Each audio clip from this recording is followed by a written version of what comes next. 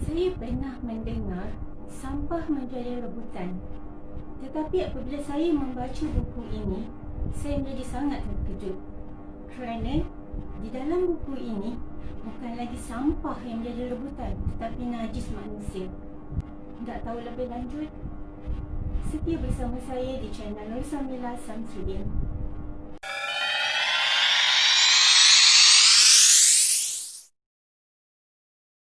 Assalamualaikum warahmatullahi wabarakatuh. Alhamdulillah kita dipanjangkan usia untuk berjumpa lagi pada video seterusnya, iaitu di channel Nursamila Samsudin. Terima kasih kerana masih setia berada di channel saya. Hari ini saya ingin bercerita tentang sebuah buku bukan fiksyen, ia lebih kepada kisah benar seseorang. In Order to Live oleh Yeon Mi Park.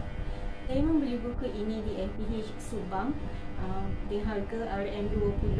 Harga asalnya RM54 dan pada saya ia sangat berbaloi kerana buku ini bukan sahaja membuatkan saya ingin tahu lebih lanjut tentang sejarah persengketaan di antara Korea Utara dan Korea Selatan. Malah saya juga ingin tahu sangat apa kaitannya negara China dan Soviet Union, juga negara Jepun pada kedua-dua negara bertelagah ini. Yeon Mi Park membahagikan buku ini kepada 3 bahagian, iaitu pada bahagian pertama Yeon Mi menceritakan tentang kehidupannya di Korea Utara dan di dalamnya penuh dengan kesengsaraan di mana mereka berhadapan dengan kebuluran. Bahagian kedua, Yeon Mi menceritakan bagaimana dia dan ibunya melarikan diri dari kebuluran di Korea Utara masuk ke negara China secara haram dan juga telah dijual di bawah satu aktiviti pemerdagangan manusia.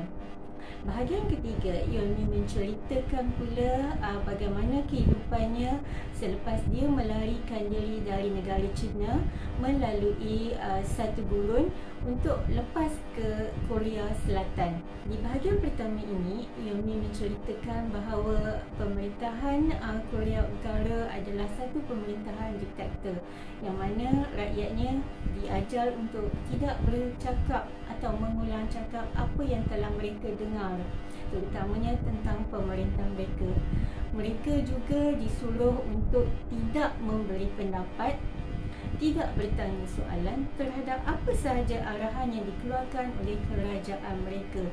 Malah memberi pendapat itu dianggap sebagai satu kesalahan yang sangat berat dan boleh dihukum. Kanak-kanak atau remaja dihantar bersekolah bukan untuk menjadikan mereka pandai, tetapi untuk menjadikan mereka patuh kepada pemerintah. Bapa Yeon Mi terlibat dengan perniagaan barang-barang selundup. Bila seseorang daripada ahli keluarga kita terlibat dengan jenayah, maka seluruh ahli keluarga akan dianggap sebagai penjenayah. Jadi bila ayah Yeon Mi tertangkap dan dituduh sebagai penjenayah, mereka menghadapi cacian masyarakat sekeliling.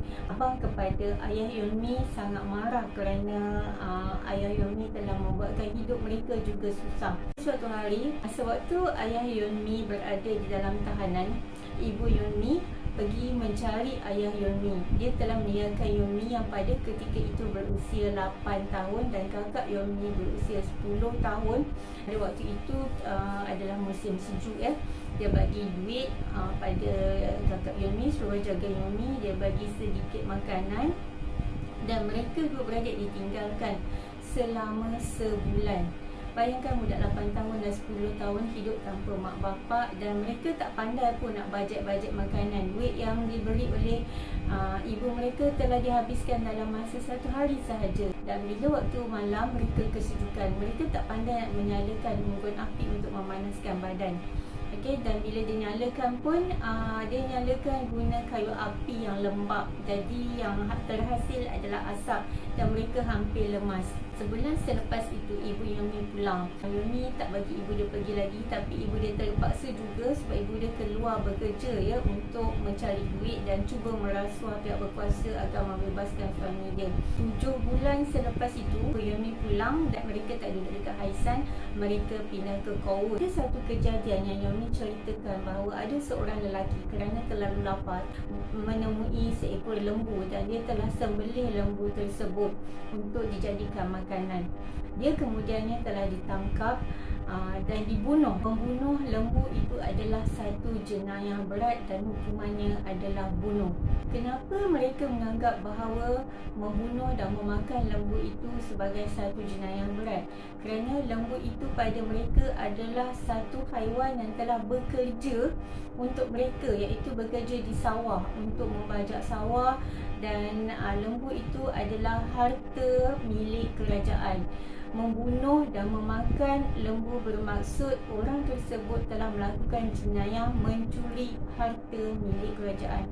Lihat bahawa nyawa manusia itu lebih rendah nilainya daripada nyawa lembu. Pada tahun 1990-an, kerajaan Korea Utara mengalami kemelesetan ekonomi yang sangat teruk. Kerajaan Soviet Union tidak lagi menghantar baja untuk mengembangkan pertanian di Korea Utara. Jadi mereka mengalami kekurangan baja. Mereka telah menggunakan baja asli, iaitu najis manusia dan najis haiwan, sebagai menggantikan baja yang biasanya mereka dapat dari kerajaan Soviet Union.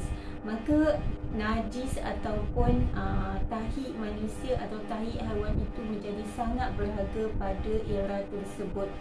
Ia lebih berharga daripada emas, kerana baja itu telah membantu pertanian di Korea Utara. Dan bila mereka membuang air pula di rumah, terutama pada waktu malam, iaitu tandasnya berada sangat jauh dari rumah, mereka dipesan untuk berhati-hati supaya najis mereka tidak dicuri oleh jiran tetangga. Kerana tidak tahan lapar dan keadaan hidup yang asyik, kekurangan makanan, Kakak Yumi mengambil keputusan untuk melarikan diri ke China. Kakak Yumi pada ketika itu bercadang untuk lari bersama-sama Yumi, tapi disebabkan satu kejadian, Yumi jatuh sakit dan terpaksa tinggal di hospital. Kakaknya telah pergi dahulu, dan semenjak itu Yumi dan ibunya tidak tahu apa yang berlaku kepada kakak Yumi. Pada suatu hari, ketika ayah Yumi telah lepas dari tahanan dan dia dalam keadaan yang sakit, mereka telah membuat keputusan untuk lari ke negara China, bukan sahaja kerana mengelakkan diri dari kebuluran, tetapi juga ingin mencari Yumi, iaitu kakak kepada Yumi. Jadi Yumi dan ibunya pergi menemui ejen tersebut tanpa bapa mereka, dan pada malam tersebut juga mereka telah melarikan diri. Bila Yumi dan ibunya lepas ke China, mereka telah bertemu dengan seorang broker, yang mana broker itu tinggal dengan seorang perempuan simpanan. Pada ketika itulah baru mereka tahu bahawa mereka sebenarnya telah terperangkap di bawah tu kes pemerdagangan manusia. Mereka akan dijual, dan dijual secara berasingan, dan lebih mengerikan apabila mereka memang terdedah dengan kejadian rumpul yang dilakukan oleh setiap seorang broker yang telah membeli mereka. Dan broker-broker ini mengatakan bahawa pembelian atau penjualan diri mereka itu sebenarnya bukan dijual begitu sahaja, tetapi mereka sebenarnya telah berkahwin dengan pembeli mereka. Bukan sekadar isu pemerdagangan orang, tetapi juga satu lagi isu, iaitu isu pedofilia, bahkan seks dengan budak bawah umur. Saya rasa saya tak nak cerita panjang apa yang berlaku seterusnya, dan anda boleh baca buku ini kerana banyak sangat pelajaran tentang hidup yang kita boleh dapat daripada buku ini. Itu saja. Assalamualaikum warahmatullahi wabarakatuh.